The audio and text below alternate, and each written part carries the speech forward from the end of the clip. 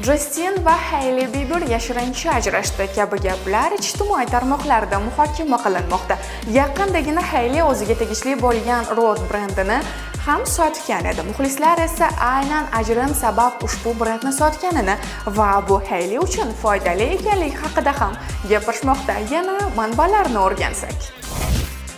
Internet foydalanuvchilari 28 yoshli Haileyning ijtimoiy tarmoqlarda turmush o'rtog'ini Xalqaro otalar kuni bilan tabriklamaganini payqadi. Justin esa hanuz noodatiy, hatto tajovuzkor xarakterga ega g'alati postlar joylashtirishda davom etmoqda. Ajrim haqidagi mish-mishlarni kuchaytirgan asosiy omil Haileyning $1 milliard shartnomasidir. U o'zining Rode nomli kosmetika brendini Elf Beauty kompaniyasiga sotdi. Bieberlar yashaydigan Kaliforniya shtati umumiy mulk qonunlar amal qiladigan hudud hisoblanadi. Bu degani nikoh davrida orttirilgan barcha aktiv va qarzlar teng taqsimlanadi. Shunday ekan, Hailey ajrimdan hech qanday moddiy zarar ko'rmaydi.